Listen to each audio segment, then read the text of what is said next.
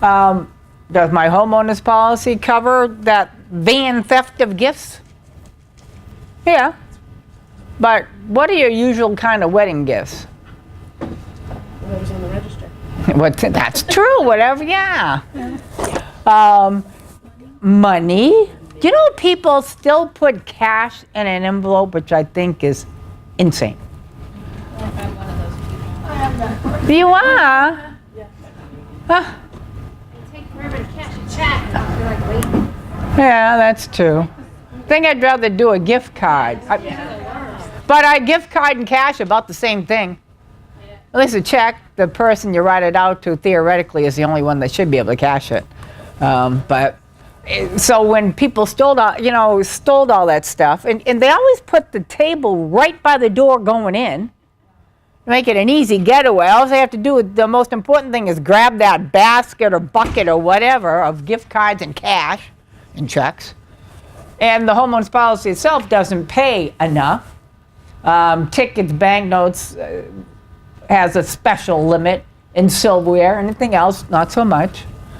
Some people buy crystal. Oh, that's not restricted, but dropping and breaking, not one of the named perils. And even if you have open perils, which would be the HO5 or the HO3 plus 15, breaking of glassware, bric-a-brac is not covered if you just drop it. So some of the things could have a problem. Though I didn't worry about that at all. I did say, could we please not put the table by the door? And my daughter said yes. And then when I got there, where was it? By the door. Whatever. And wedding cancellation. It was a beautiful day. And if you're going to have a wedding at Castle in the Clouds, the whole purpose is a beautiful day to have your wedding up top and be able to see for hundreds of miles. And it was beautiful. I was thankful for that because we opted not to buy the tent. And I figured by not renting the tent, it was going to be a crappy day and that would, you'd be sitting in the rain. But having the tent just ruins the whole ambiance. So it was good. Thank you, God. Life is good. So I didn't have to worry about this. For the rest of it, you take your chances in life. But we did buy a special event policy. And it had nothing to do with the gifts. It had nothing to do with the wedding cancellation. It was all about liability. Because I knew that the homeowner's policy has a problem with damaging property that's rented to you. And when I think of a historical building, I don't know, even though you get back fire, it's worth more than $1 million. And my daughter wanted to put candles on every table. I said, you are insane. And when we went in May, the candle was that tall, and they said no. I said, oh, thank you, thank you, thank you. Then I get there, and she and the bridesmaids, my stepdaughter, she had the whole, XL, whole whatever. She's very much like her father and I, but so that works out well. But I get there, and there's candles on every table, lit. I said, what the heck? See, she talked to them in the meantime, didn't tell me that if she bought a taller one, that would be acceptable. And again, I had visions of tablecloths going over, burning the whole place down. It's like, so after a while, after about an hour, I just went around and blew out the candles, and it made me feel good.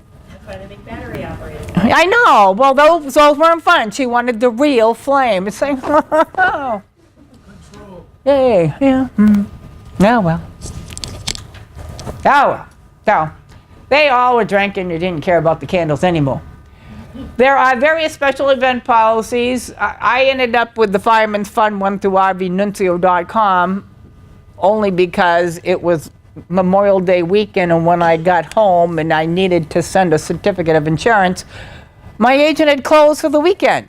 Being the nice guy that he was, he let everybody go, and it's like, eh. So I had to do it myself.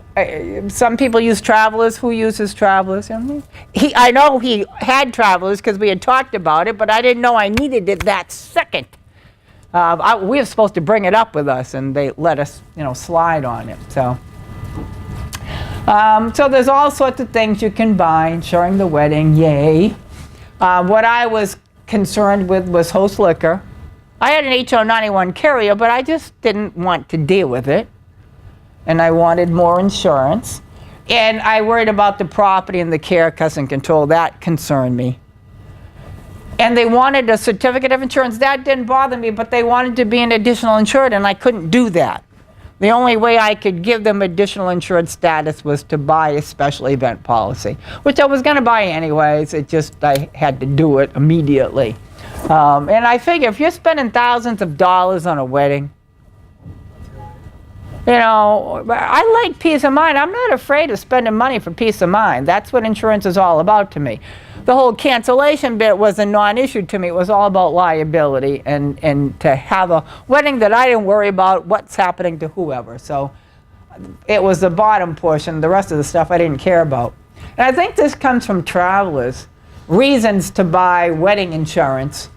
You know, fire at the church, or how about fire at the venue? That would have been horrific.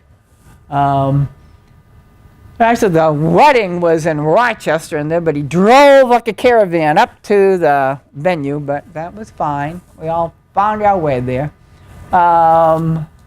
Illness, an important part of the party, not a guest, but an important part. And certainly, you know, a crystal gift was broken in transit to the wedding couple's home.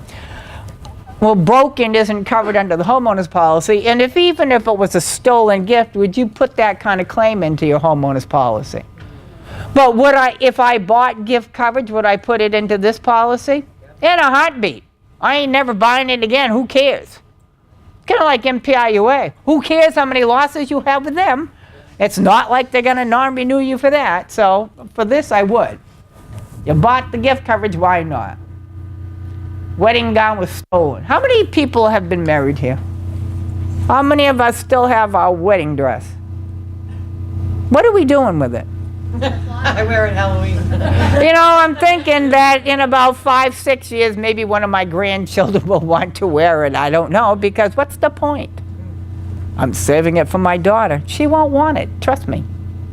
She won't want it, because my stepdaughter had the opportunity to use her grandmother's, and it's like, ew, ew, ew. But it will be a Halloween costume. Someday, I'm sure. Unemployment, that can happen. And then you can't afford to do anything. So there, you know, they give you some good reasons as to why, you know, you might want to, you know, wedding veil was lost when being cleaned. Oh. I suppose I bought the coverage, why not? But realistically, who cares? So there's a lot of good reasons. You know, to me, none of these, you know, are liability reasons, and that's the biggest reason to buy it as far as I'm concerned. But sometimes people think about the pieces of the wedding that are so important, and it might be an option to buy coverage. I bought the RV Nuncio, so you had to get the Fireman's Fund cancellation coverage. It came with a minimum of $3,000. It was like, whatever. I'm not going to use it. I don't care. Didn't bother to read it. I read rental contracts. Wasn't going to read something I had no intentions of using, but some people might. And it gives additional, like that Lakeview, whatever that place was. It burns down, and you need to find some place in a heartbeat. Might because you're looking at the last minute, they charge you more. I think they should charge you less. I look at it, if you don't have somebody coming in tomorrow, I think I should pay less. But that's not necessarily the way it works, so. Hey, lucky to have me. Change of heart. That's an option now. If you're buying this option, why are you getting married? That's what I want to know. If you feel a need to have the change of heart option, should you be out everything when the bride or groom doesn't show up, perhaps you should rethink getting married. I don't know. That's that famous, I can't think of her name now, the girl that, no, not Julia Roberts, but this was a real person that just didn't show up at the wedding. No. So I just Googled, woman that didn't show up. Yep, that's her. But I knew what the name is, and I can't remember. Photography and video coverage option, that could be important. And it's not that you just didn't like the pictures or were upset that you didn't get a $150 cover for your wedding photos. it's something was wrong with them where they didn't show up. And really, you're not, like this person paid $6,000 in photography. That's not what you're buying. You're really buying the ability to recreate the whole situation. The memory. You know, and with Castle in the Clouds, you'd have to rent that place again. That's going to cost money. And, you know, my stepdaughter, all of the bridal party was from Philadelphia, which isn't that far away, but it still costs them money to come up and put them overnight. So that's what you're buying. So if you have the wedding parties from California or London or whatnot, you're paying their airfare to make them show up. We're not paying for the guests. That's tough luck, but you'll get the bridal party. So you need to think about how much it's going to cost to recreate the memory. But you really won't be the memory because you'll never recreate that one again, but whatever. And then gifts. We didn't buy that, but you could. You know. And special attire. Anybody watch Say Yes to the Dress? I like that program. I do. I mean, I don't like reality TV, but I guess that is. I just wonder what is in people's minds when they bring certain people. And I am opinionated, but when I get asked to go to the how do you like this? Do you like it? I mean, really, I've watched enough TV. Do you like this dress? I'm not going to wear it. And I didn't say that, because that unto itself is an answer. It's beautiful. Every dress was beautiful. Well, you're not making an opinion. Absolutely, because I'm not going down the aisle. But sometimes those shows, you just want to slap people. Just shut up. She likes this dress. You're making her cry. You're rotten. So, you know, one thing, somebody spent $23,000 on a gown. Why? I mean, that's just my question. Why would you do that? For one day. I think bridal gowns should be rentable, don't you? It's not even a day, it's about 6 hours. I know, really. Even for 4 hours. You know, men get to rent tuxes, we have to buy gowns. I don't think that's fair. I think they should start with rent a gown. Then I'd rent a $23,000 gown. Why not? But to pay for it, so. You might want to do that. Rented property. You ever drive by a house, you know, in fall or the spring, and you see the backyard, and it's got this humongous tent, and you see that it's all set up for a wedding? Now, if I'm having that at my house, and a tornado blew through and ripped it all apart, would my homeowner's policy pay for that? I mean, I just think, yes. But shouldn't the caterer or whoever also be insured for that risk? Yeah, they should, but what did I sign? I don't know. Well, and certainly, how about one of my guests do a cigarette, there it goes. If it really is my negligence or a guess, I agree with you, that the storm.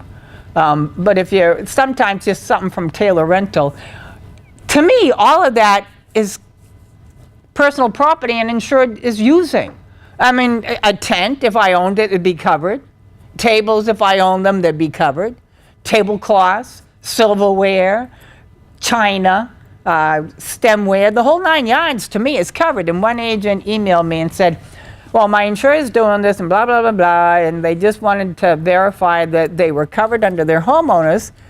So I called the company, and the underwriter said, $2,500 is all we pay. And I said, what? He said, yeah, they considered it business property. I said, you never ask an underwriter a claims question, number one. And number two, how can you possibly justify that? Well, business property.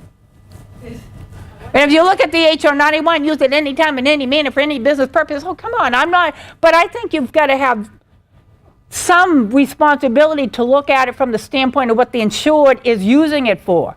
Are they using it for a business function? No. It's not their business either. I know. For the business of But is it business property? Yeah. Somebody's, but not mine. I said, it's just sad. I just can't see that because anything I own, I use or rent. You were gonna. Oh, I was gonna do that. It should be covered under personal property because it's not your business property. Yeah. You're not in the business of Yeah. hosting weddings. You know, if you denied me, I'd take you to court on that one, and I think I'd win. I think, unless the judge is a nitwit. I mean, read the policy from the standpoint of the client. But I said, now that you got that answer, what are you going to do? He said, well, I contacted a few other companies, and they said, of course, they're covered. And I mentioned that to the underwriter. That did not go over well. And I said, I've done that before. Well, Company X would have paid for it. Well, isn't it a pity you're not with Company X? Well, I guess that's true. But, so you buy a special event policy, buy that coverage, and you don't worry about it. But I think that was a bad piece of information. I really do. I'm sorry. I just think that we're looking at a policy as something you put on a wall and frame, and it's never going to do anything. Come on. Play nice. But I certainly can buy that option in a wedding policy. Great. Give me peace of mind. I don't worry about it. And I can get additional insured endorsements and certificate of insurance. Now, the Nuncio, the Fireman's Fund jewelry option was for own jewelry. Well, I'm already covered for that. But do people rent tiaras and whatnot? Yeah, they do. They rent them from jewelers. In which case, I need an option, and I know, I think I know, I read the traveler's policy, and it would cover that rental of that jewelry. So, okay. Loss of deposits again to the cake person, to this person, to that person. I just pray that we hired people that are still in business when we need them. So.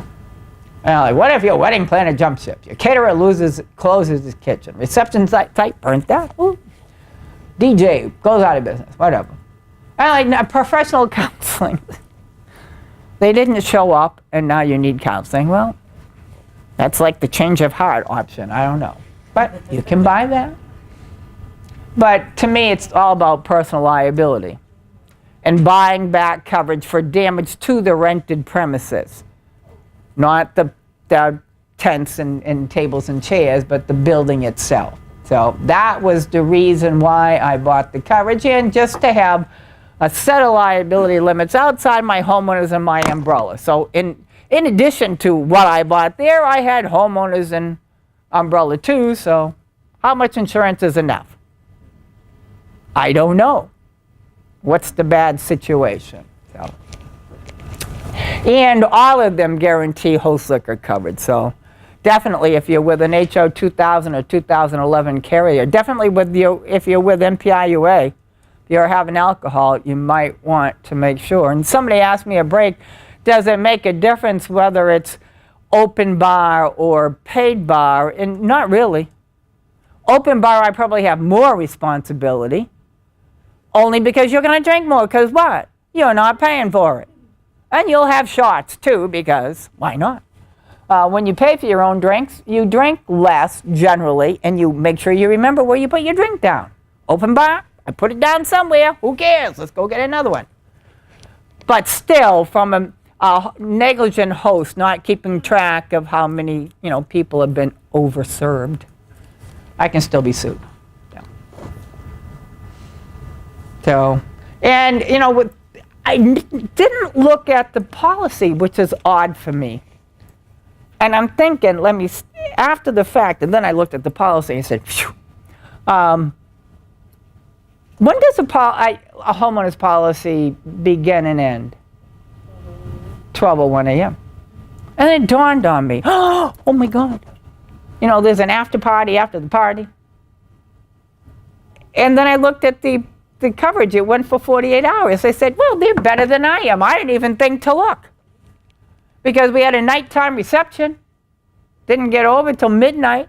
It's like Cinderella. Bam, your insurance is gone. No, they thought about this. I didn't even look. Yay. That was just ridiculous. You can cover the rehearsal dinner, the wedding ceremony, the reception. Whatever. And at the time, I bought the 2 million limit. If I could have bought more, I might have done that, but that was all the option they gave. So.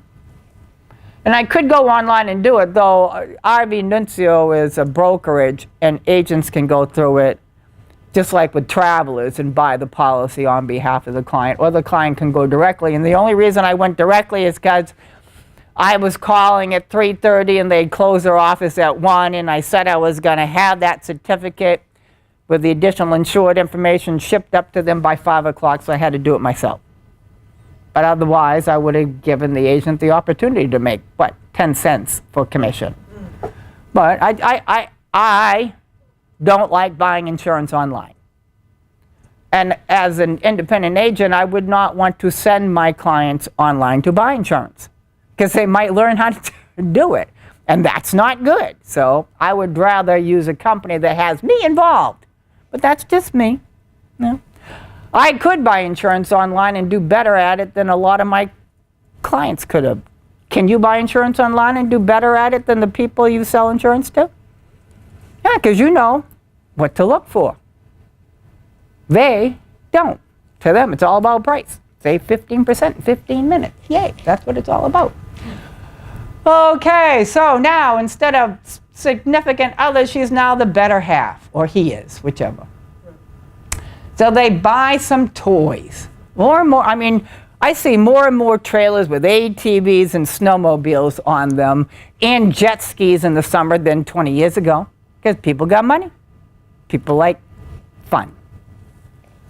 I really wish they'd call me before they buy things. I know one agent called up and said, my insured called up and he just bought 3 ATVs so he and his boys could bond. And he said, I can't find insurance for them. They should have bought a baseball and bat, would have been cheaper. Who knew? Do you have an ATV market? Yeah. It depends. And that's what I go to the trade fair for, to find ATV markets and dirt bike markets so that I can suggest to you.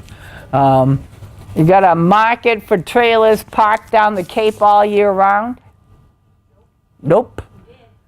I keep asking foremost about that one. Nope, don't do it anymore. Well, that's a pity. You still insure trailers in Florida? I don't know. So, when they rent ATVs and snowmobiles and have mishaps and get sued, does their homeowner's policy respond?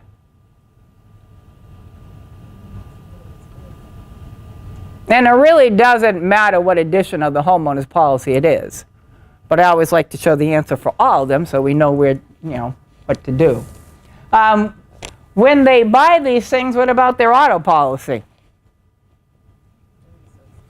The mass auto policy doesn't consider anything in auto that is not subject to Massachusetts motor vehicle registration. We are very specific on that. And when you send me a question about mopeds, I send it right to Kathy and she sends you if it gets a motor vehicle registration, hallelujah. If it don't, you got a problem. Anybody go to Bermuda? Rent the mopeds? No. You got a problem with your auto policy, number one, because it doesn't like other than Canada. And you got a problem with your homeowner's policy too. So motor carefully, as the saying goes. And then if you rented them and liked them and bought them, what would your homeowner's policy do? So we'll look at this, take a break, do some more, and be done. Hey. So, HO 91. The A, B, C, D, E, F, the sixth exclusion deals with motorized land conveyances. So we don't cover motorized land conveyance. We exclude them all that are rented to an insured, loaned to an insured, owned by an insured. And then we say this exclusion does not apply to, which means what? There could be coverage. If it's a motorized land conveyance designed for recreational use on public roads, would that be an ATV and a snowmobile? Would that be an ATV and a snowmobile? Yes. Aren't they designed? I didn't say, did you use them on the road? I said, where are they designed to be used? Off-road. And then, if they're not subject to motor vehicle registration, there could be coverage if you don't own them. Is an ATV or snowmobile subject to motor vehicle registration? Not subject to it, but you can register them. You can and might have to register them in certain states, but is it considered motor vehicle registration? No.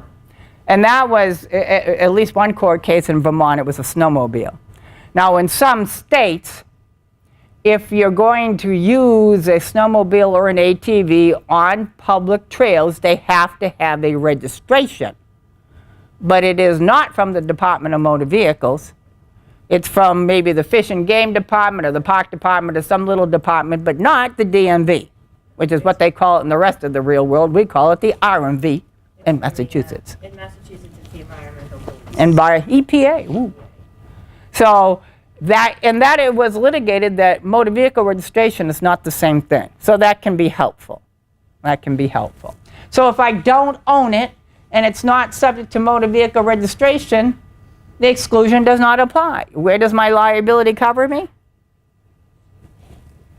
Anywhere. So renting and borrowing could be covered. It's all about motor vehicle registration with the HO 91.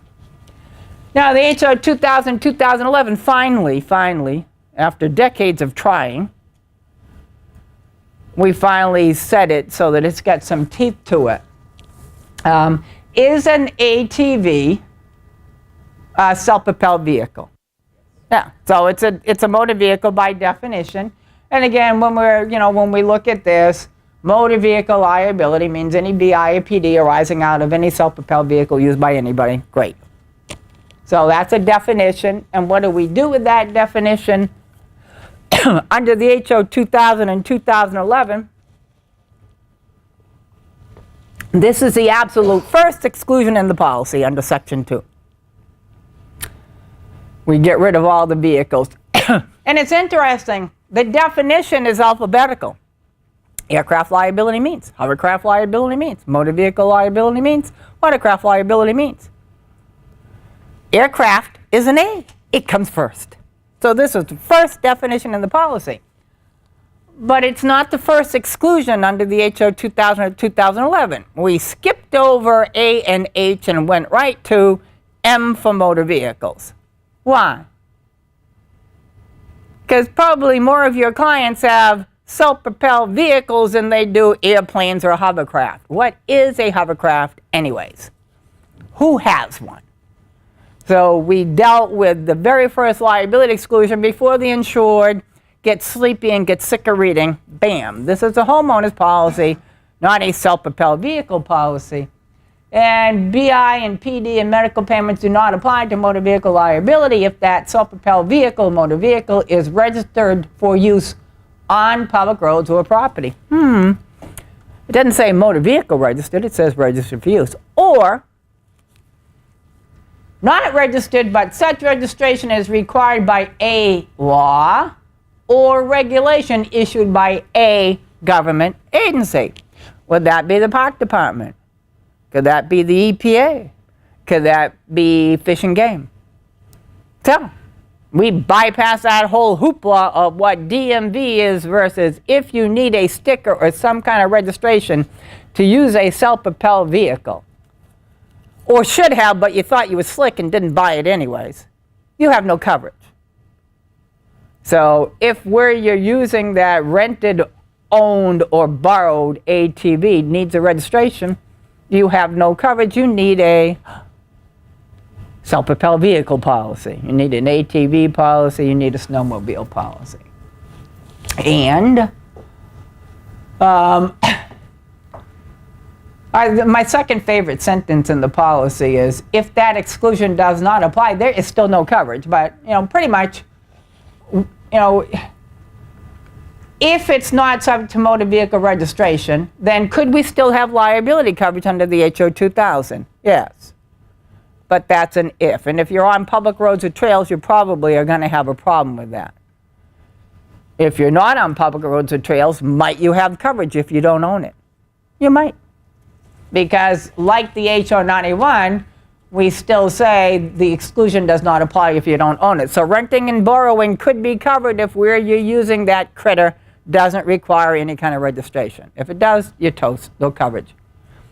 And so I would suggest you ask the organization, do you sell liability insurance?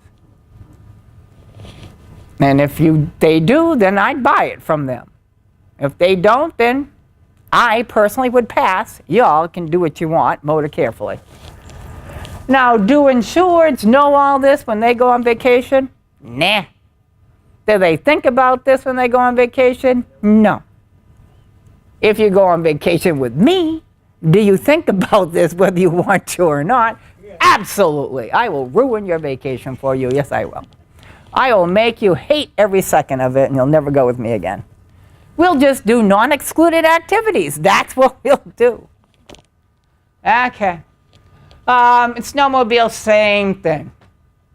Again, if it's not subject to motor vehicle registration and you're renting it, life is good under the HR 91, which it probably isn't, so you probably can get away with renting and borrowing. But the HO 2000 and 2011, again, get the same problem. And owning it ain't pretty much, once you leave your house, you probably have no coverage. Probably don't. Because if you own it under the HO 91, you are only covered on an insured location. Would that be public trails? No.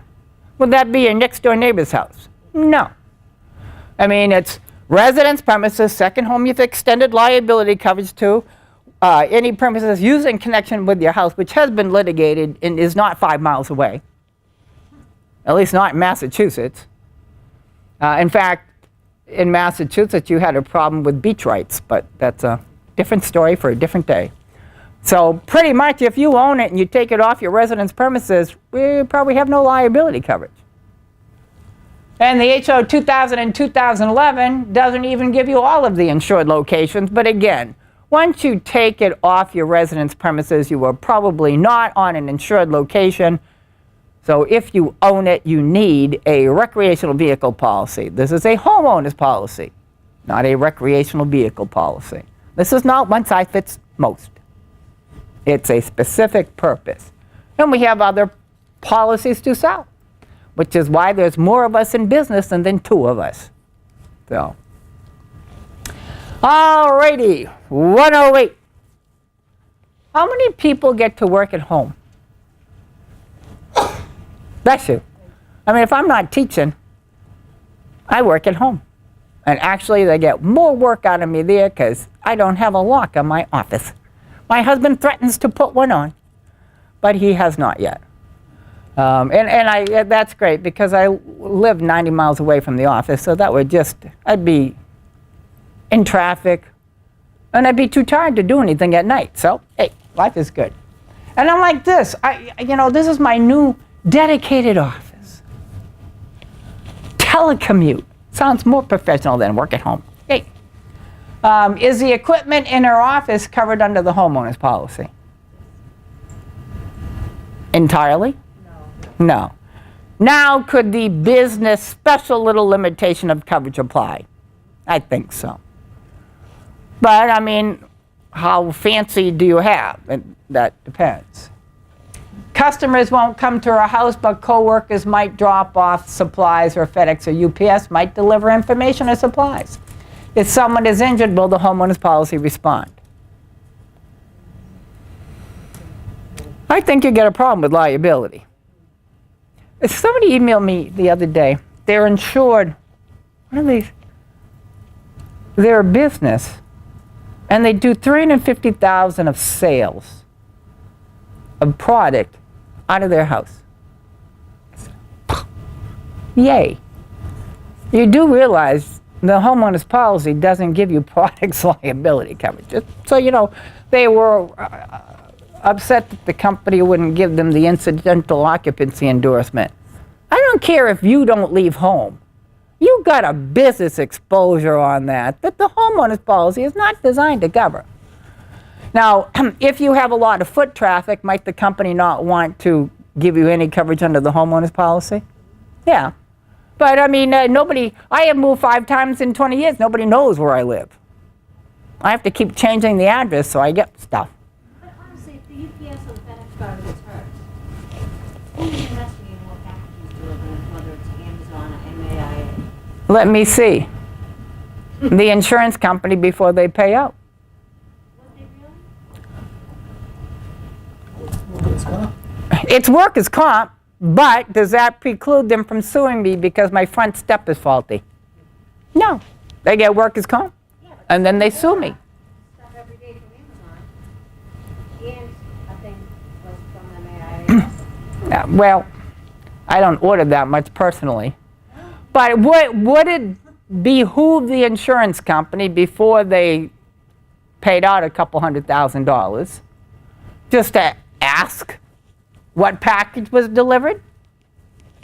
Is that difficult? Is that practicing? Or no? No. And will UPS, FedEx have that list of where it came from? Yeah.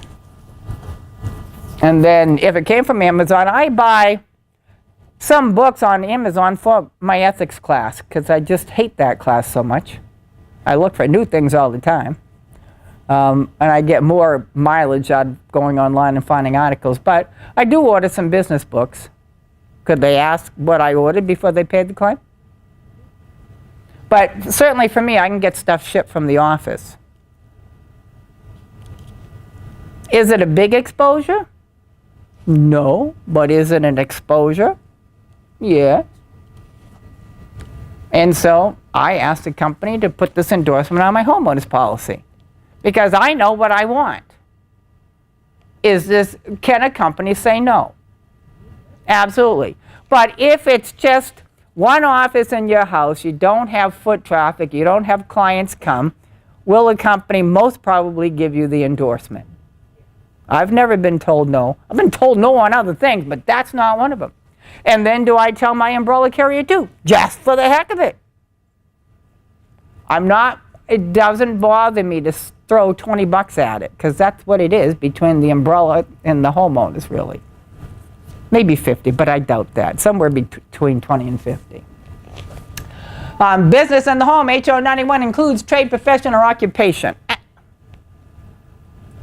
The word includes is dangerous. I like the HO 2000, but certainly occupation, profession. So and people, business means trade, profession, or occupation, full-time, part-time, or occasional. So if I work at home 2 days a week, that's a problem. I don't read the rest of it. Well, you got to earn $2,000. Well, I make more than that in salary, but that doesn't matter. The first part of it, once I am a trade, profession, or occupation, bam, I have no coverage. I don't have to make anything. So home office is a business. Is it a big exposure? I don't know. Is it an exposure? Yes. I'm in the business to get rid of exposure, so I don't have to worry about stuff. So anything. Bam. Other structures, where I live now, I don't have any, so I don't care. But if you used your garage for the business activity, is that a problem? Yeah. It's not covered. You need to buy that back. So I can. That's not my exposure, but I have to ask. The business in my house, if the wiring in the office it's faulty and causes the house to burn down, do they pay that claim? I didn't put coverage A here because the B word is not in the definition of dwelling. There's no discussion of business under coverage A. So if there's no restriction, then what? There's coverage. Now, when I started, when I move and get a new house and get a new policy, do I tell them I will have an office in my house? Yeah. What if, when I first started the policy, I was an employee that tooted my butt down to Milford every day? And then I get the benefit of working at home if I'm not teaching. Can things change? If you don't talk to me every year, will you know? No. So again, coverage A is not the issue. Unless I lie to you, if you ask me a direct question and I lie or conceal, the loss to the house will always be covered. It's other structures under the HO 91 and HO 2011 we do not cover. We do not cover. So if the business is in a separate structure, I need to tell you to get coverage back for that other structure. In contents, 2,500 on premises, off premises, 250, $500 or $1,500. My laptop ain't worth that much, so I'm not worried about it. So I worry, it's not the contents of my office. I don't really care about that either. It's more just a minuscule liability.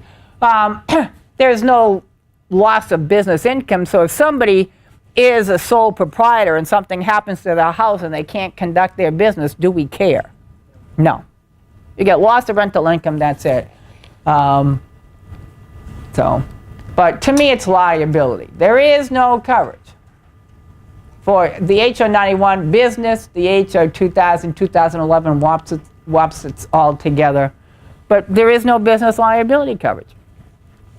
And on the outside chance somebody comes to my house for a business-related activity, I just want to make sure I'm covered. Because I don't even, do people mention it on the commercial policy? Probably not.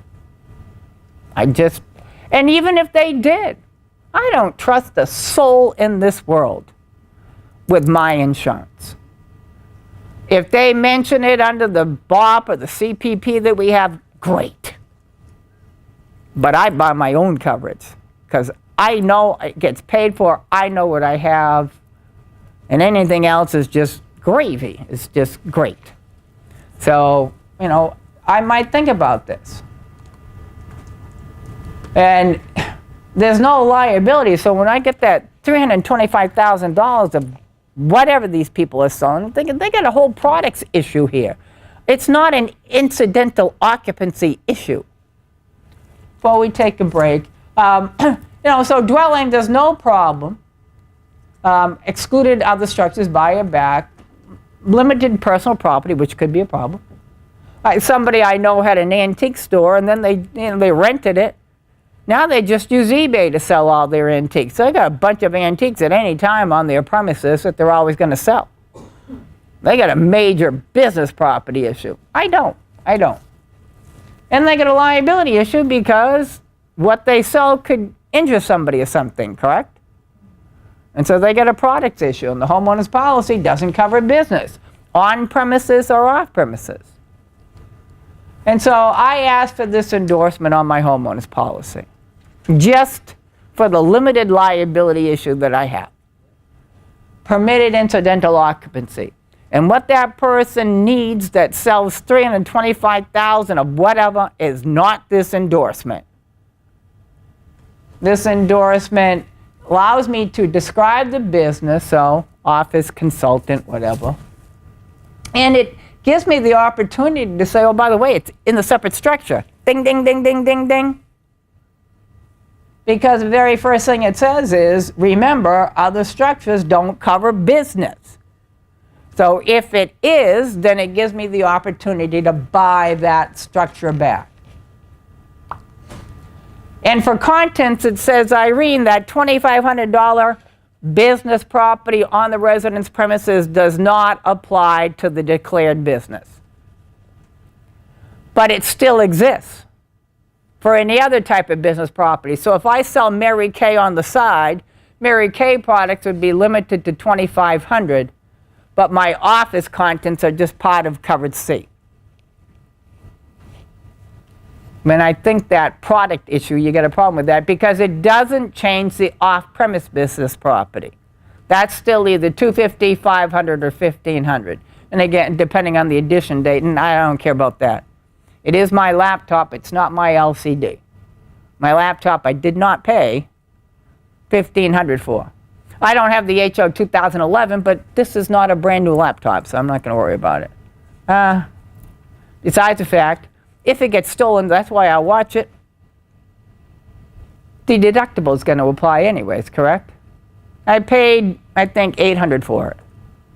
Minus the deductible means I don't got any money left because I got a $1,000 deductible on my policy. So I'm not worried about off-premises contents. Yay. But I do care about premises liability. Do not apply to BI or PD arising out of the business described as, it's going to go up one. Business does not apply to the necessary incidental use of the residence premises. So if you come to my premises for an MAIA related thing and fall down and break your crown, when you sue me, my policy will respond. When I sell that $325,000 of whatever, nobody's getting injured on my premises, so what will this endorsement do for me if I sell product? Nothing. So if I have an off-premises operation, this endorsement does nothing. But see, when I'm off-premises from a business standpoint, I'm working for the association. And since 1985, the CGL has put employees in as insureds. If we have a BOP since 1987, the BOP makes employees as insureds. So when I'm working, I'm insured from a liability standpoint for things I do. But if it's my premises, like the steps or something that causes an injury, I just want to make sure that I have coverage under my homeowner's policy. So this is an incidental that, you know, from the standpoint of it's not that big a deal. If I use half my house for my office, could the company say we don't want to use this endorsement for you? Could they just say we don't care about your rotten little room, Irene, we don't want to give you the endorsement? Yeah. All endorsements are up to the company. But generally, small office occupancies that don't have a lot of foot traffic don't seem to be a problem with most companies. It's just a problem if something goes awry and I get sued. To me, this is buying defense. That's all it is. And knock on wood, nothing has ever happened, and hopefully nothing ever will, but I like to be prepared. You never know. You never know. Okay, we're going to take our last break of the day.